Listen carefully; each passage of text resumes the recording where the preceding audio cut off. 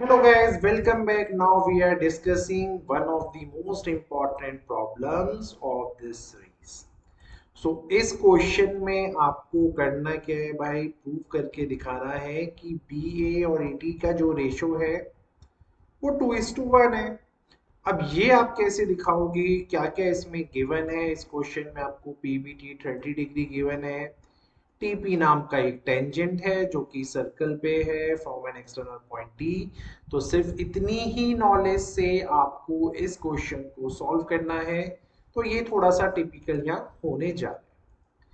तो जो सबसे पहला इस क्वेश्चन में पार्ट है वो है ये वाला पार्ट। देखिए मैं क्या कर रहा हूं, मैं ट्राइंगल बी पी ए को सबसे पहले पिक कर रहा हूं और यहां मैं जब एंगल सम प्रॉपर्टी को लगाऊंगा तो मुझे पता है बेटा एंगल जो सेमी सर्कल का होता है वो 90 है, ये मुझे 30 गिवन है।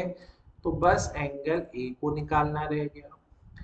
सो आपको पता है आपका बी यहाँ पे 30 है, 90 डिग्री एंगल बी है आपका angle in a semi circle. ये एंगल ए की वैल्यू निकालनी है तो ये तो 60 डिग्री इजीली आ जाएगी। It's very easy for you guys, यहाँ तक तो कोई टेंशन है ही नहीं। अब मेरे 60 आने का क्या बेनिफिट हुआ उसको देख लेते हैं। मेरे 60 आने का बेनिफिट एक्चुअली क्या हुआ, अगर आप इस फिगर को ढंग से देखें तो ये ऐसे था। अगर ये एंगल आपके पास यहाँ पे 60 डिग्री आया है तो डेफिनेटली लीनियर पेयर के हिसाब से ये एंगल आपके पास 120 आ जाएगा। ठीक है, यहाँ तक तो कोई टेंशन नहीं है। तो सबसे पहले आप इसी चीज को देखो, यहाँ पे मैंने इस एंगल 60 को और 120 को स्पेशली हाईलाइट किया है यहाँ पे, ये कोई टेंशन नहीं होगी। दूसरा आपको पता होना चाहिए कि ऑल्टरनेट सेगमेंट थ्योरम में क्या होता है बेटा। ऑल्टरनेट सेगमेंट थ्योरम के अकॉर्डिंगली अगर कोई कॉर्ड और कोई टेंजेंट कोई एंगल बनाते हैं, जैसे ये बाहर बना हुआ है, तो वो इस एंगल के इक्वल होता है। ये मैंने क्वेश्चन 13 में डिस्कस किया हुआ है। किसी को अगर डाउट है तो इसी सीरीज का क्वेश्चन नंबर 13 एक बार देख लीजिएगा, आपको ये थ्योरम भी क्लियर होगा।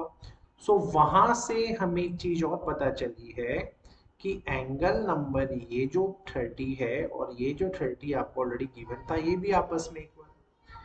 ठीक है, तो अभी मैंने उस प्रॉपर्टी में क्या किया है, इसको 120 बोला, इसको 30 बोला। ठीक है, अब मुझे निकालना है एंगल टी। तो एंगल टी में फिर वही फंडा है भाई, ट्राइंगल पी ए टी में मैंने एंगल सम प्रॉपर्टी लगाई है। एंगल पी आपको 30 गिवन था, एंगल ए 120 था, तो टी एंगल भी 30 आ जाएगा। यहाँ तक भी कोई टेंशन नहीं है। ठीक है, अब इस फिगर को अगर मैं कॉन्टिन्यूस में लाऊं, ये पॉइंट था पी, ये पॉइंट था ए और ये पॉइंट था आपके पास टी। भाई अगर ये वाला एंगल और ये वाला एंगल आपस में इक्वल है तो ये दोनों साइड भी आपस में इक्वल होंगी। यही मैंने लिखा है कि साइड पी ए और ए टी जो है वो आपस में इक्वल आ चुकी है। क्यों? क्योंकि ये एंगल भी 30 है, ये एंगल भी 30 है। तो जब साइड जो होती है इक्वल एंगल्स के वो भी आपस में इक्वल होती है। तो यहाँ तक भी कोई ट्रबल नहीं आया होगा। तो सबसे पहले मैंने स्टेप ही ये किया है कि पी ए और ए टी को इक्वल कर दिया है। ये मैं आपको इसमें दिखा देता हूँ लाइक दिस। ठीक है, सेकेंड स्टेप। सेकेंड स्टेप में जब आप चलेंगे तो आपको थोड़ा सा और चीजें क्लियर करना होगा। जैसे ये आपका सर्कल बन रहा था, ये आपका फिगर था कुछ ऐसा ये। अब जब मैं ओ पी को ज्वाइन करूंगा, जब मैंने ओ एंड पी को ज्वाइन किया तो डेफिनेटली आपको पता है रेडियस और टेंजेंट आपस में 90 बनाते हैं। तो जैसे ही ओपी को पीटी से ज्वाइन किया गया, आपने देखा रेडियस जो होता है वो टेंजेंट के परपेंडिकुलर होता है। ठीक है, और ये एंगल हमारे पास 60 डिग्री आया था। अब अगर ये पूरा का पूरा 90 है और 90 में इतना पार्ट अगर 30 एंगल है तो डेफिनेटली ये जो ओ पी ए एंगल होगा, ठीक है, वो हम पे आएगा 60 डिग्री। तो यहां तक भी समझ में आ गया होगा कि ये 60 क्यों। अब ये 60 ये 60 तो डेफिनेटली इसको भी 60 ही होना पड़ेगा। और जैसे ये 60 हो गया तो ये इक्विलेटरल ट्रायंगल बन गया। इक्विलैटरल ट्रायंगल बनने से क्या हुआ, अब ये तीनों साइड्स आपस में इक्वल आ गई। तो सबसे इंपॉर्टेंट चीज यहाँ पे अब क्या हो गई है, ये वाला स्टेप कि आपका ओपी आपके OA के इक्वल आ गया, आपका OA यहाँ PA के इक्वल आ गया, तो ये तीनों आपस में इक्वल आ गए, यहाँ तक भी कोई टेंशन नहीं होगा।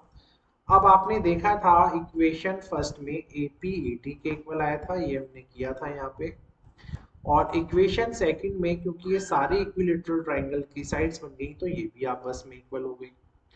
सो with this thing we can say अगर आपका AP यहाँ AT के इक्वल आ गया, AP है तो AT के इक्वल है, तो ये चारों लोग आपस में इक्वल है। आपको रेशो चाहिए था BA/BT। अब आपका जो BA है, अगर आप देखो आपका ये जो BA है इस फिगर में आपका BO और OA को मिलके बन रहा है, तो मैं इस BA को ट्वाइस ऑफ OA लिख सकता हूँ, ठीक है, क्योंकि ये आपका OB है ना, आपने देखा था आपका OB और ये OA इन दोनों को मिलके ही बन रहा था आपका BA। तो ये दोनों भी आपस में इक्वल थे तो हमने इसको ट्वाइस ऑफ OA कर दिया। OA आपको पता है AP के इक्वल है, AP आपका AT के इक्वल है, तो इस OA की जगह AT लिख दिया। नीचे AT ऑलरेडी गिवन था, AT से AT कैंसिल हो गया, और जो आपका रेशो था जो आपको चाहिए था दैट इज 2:1, वो आपको यहाँ पे मिल गया।